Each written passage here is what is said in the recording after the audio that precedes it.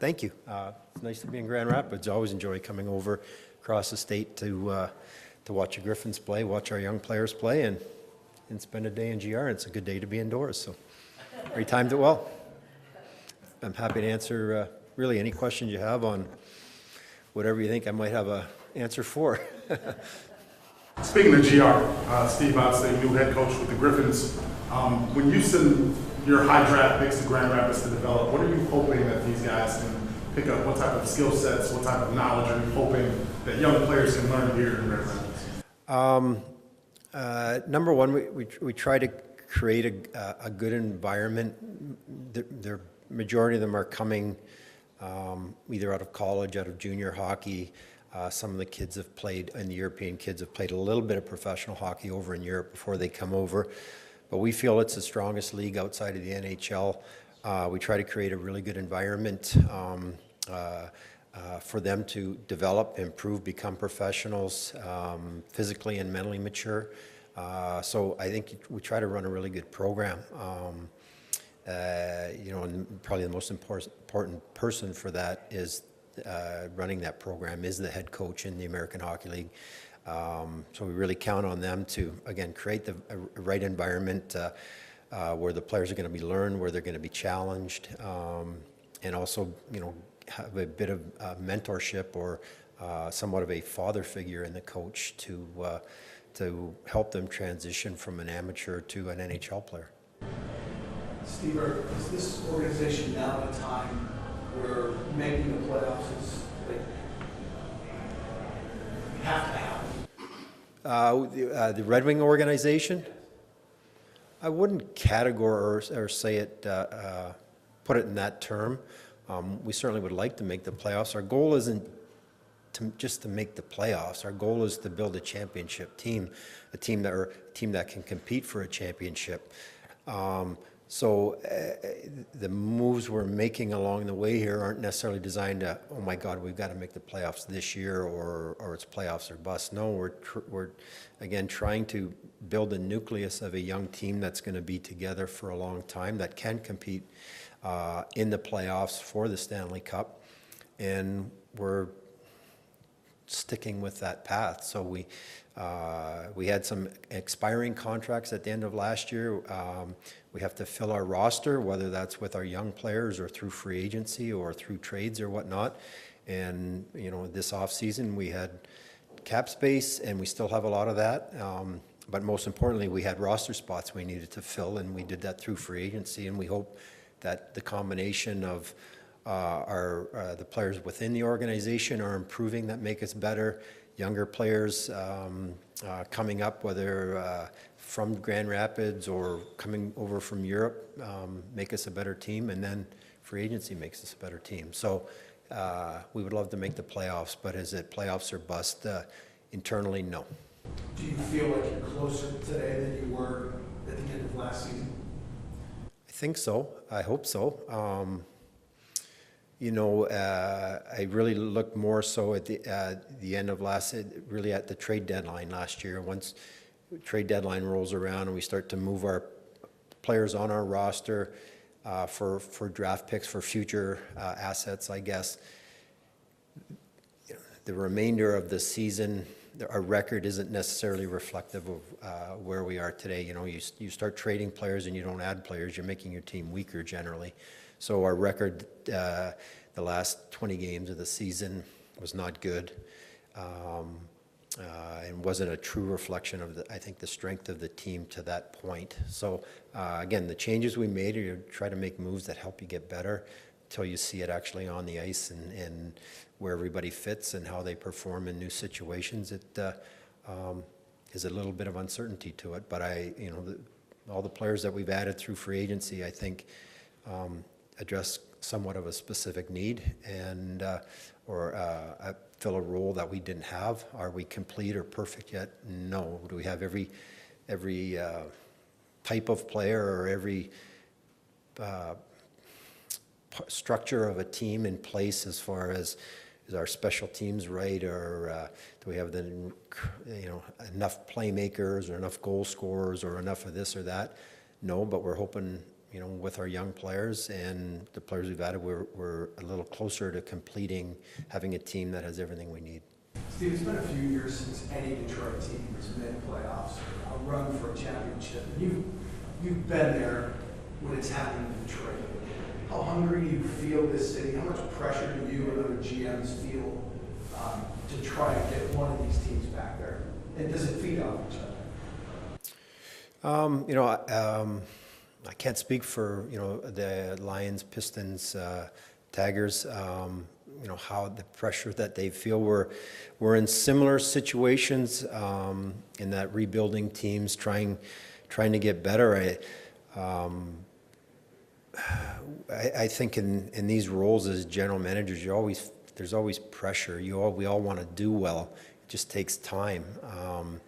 As a sports fan of Detroit, the sports fan of the other three teams, I follow them very closely, and one to learn from them what they're doing, how they're going about it. I think we're all very excited. The Lions start Thursday night. There's a lot of optimism around the Lions team, and well deserved. So we hope they do well. And I've been fortunate. I came to Detroit in '83. The Tigers had a strong team the '83 season. Obviously '84 they won the World Series. By '89 Pistons won 2 championships. Watched them win, I think 3 total, if I'm correct. And then we were able to finally get on the board, and we're so we've been through the process. Our fans, fan base, the sports fans in Detroit have seen it all. It's understandable. They would want to see some success at some point. They want to see their teams win, and so I don't feel any extra pressure. It's, you know, it was hard to do a job, and I understand the job and the pressures that come with it and the scrutiny that comes with it, but it doesn't change what you have to do or what needs to be done. Go ahead. Steve, you had talked about the importance of head coaches. You first came in, you kind of watched what was here in place. Now you made a change to the parent club. Now we're excited to see a new head coach for the Grand Rapids Griffins. How do you feel about those hires? Well, you know, Derek Lalonde's been with the organization for a year. I really enjoy working with Derek. I think his personality, his style is very good for where we're at as an organization. And I'm really pleased with the job he and his staff did in Detroit this year in hiring Dan Watson to coach here in Grand Rapids. He's been very successful in Toledo. We've had a chance, a great chance to work with him, get to know him, see how he operates, see how he thinks, how he handles his teams, his players. And I think for his career, the progression, the next logical step was to go from the Toledo right here into Grand Rapids. And for us, I think it's a really good fit. I enjoy working with Dan. We like the way he operates, like the way he runs his teams, like the way his teams play, the systems that he uses or the structure that he uses within his teams.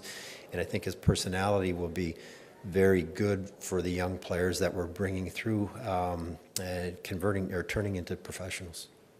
You mentioned every free agent that you brought in has a role. Every player you trade for has what you hope to be a role. You know, Alex DeBrincat might be the biggest acquisition this offseason. What do you see his role being on the Red Wings this year?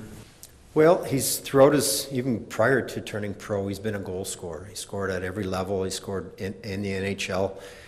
He's an offensive player, offensive-minded player, and you know we need help in all that. We need to improve in every aspect of the game, but we need to score more. And you know, over the course of the 3 or 4 years that I've been the manager, for various reasons, we've traded players that were considered goal scorers,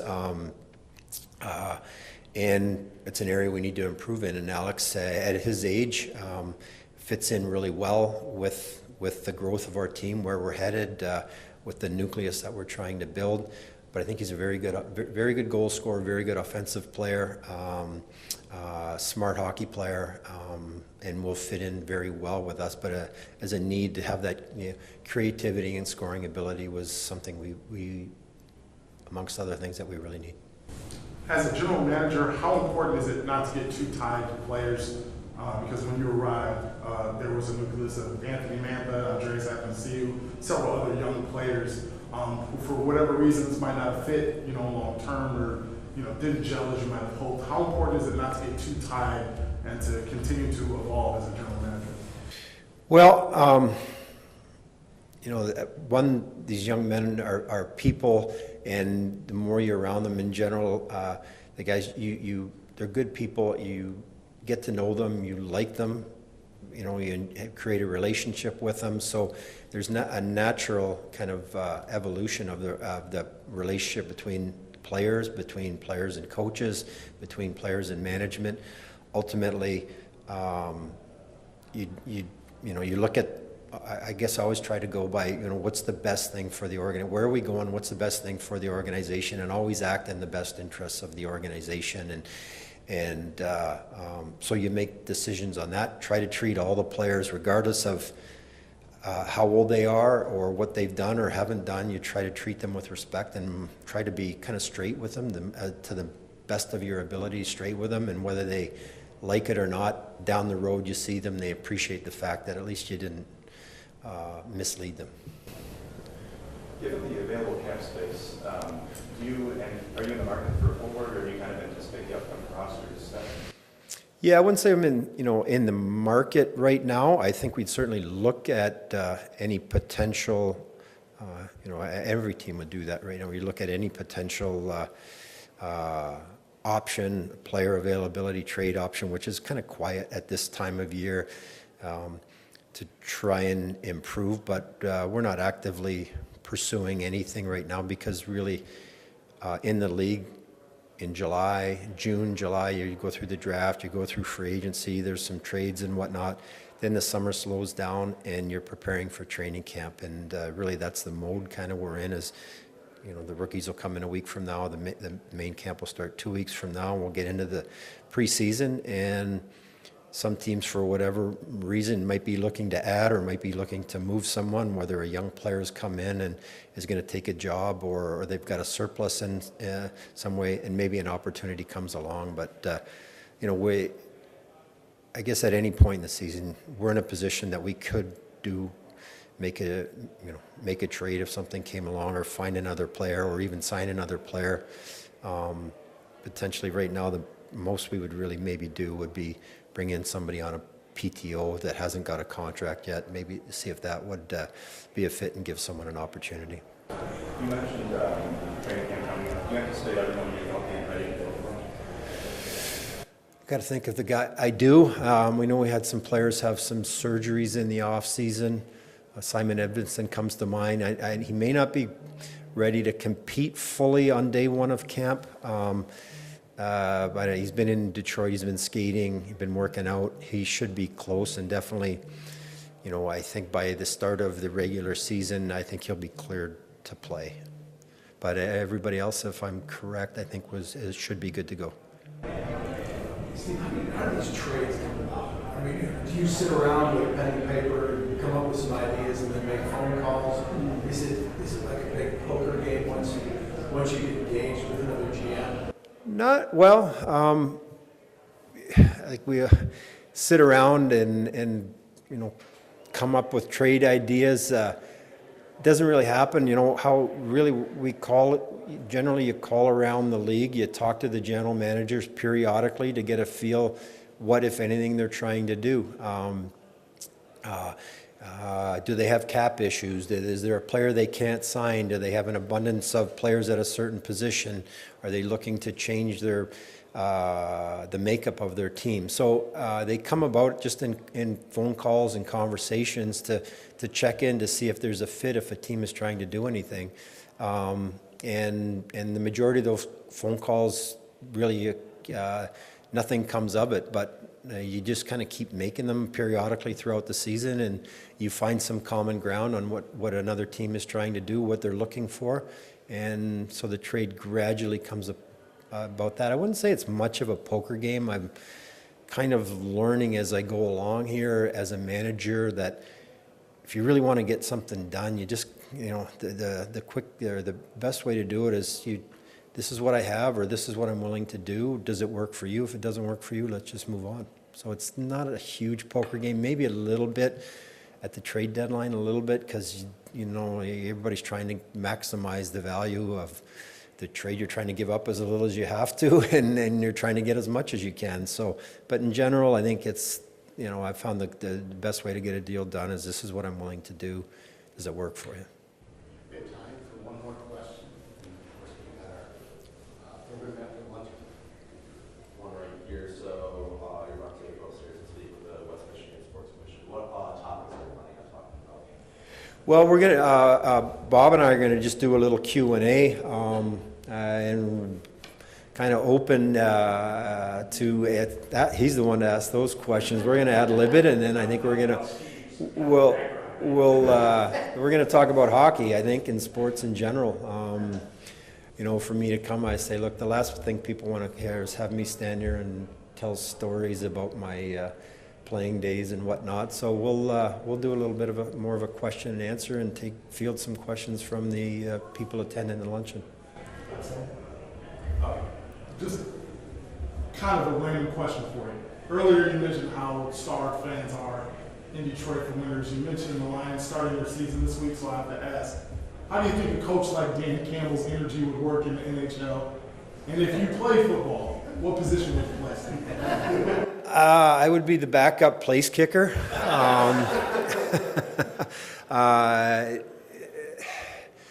You know, I think, again, I'm only can say this as a fan. First of all, like my daughters are big Lions fans. They have season tickets. They enjoy going to the games with their fiance and boyfriends. The Lions have created a ton of energy. They've been building something. The sports fan base of Detroit is extremely excited about the Lions and the project that they've undertaken. The coach has, you know, caught everybody's attention, and everybody's riding his enthusiasm.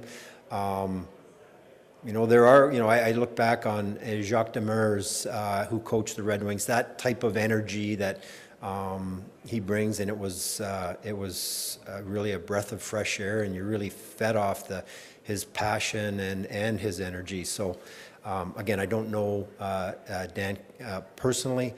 I honestly don't even, when I watch a game, I went to a football game with Kirk Gibson, a Michigan State game a long time ago, and we sat there and he's watching the game, and they're set up on the line, and he knew exactly the coverages and where this play was going, and I saw 24 guys just lined up ready to hit each other. So I don't know the ins and outs of the sport enough to say it, but I truly wish them good luck. I think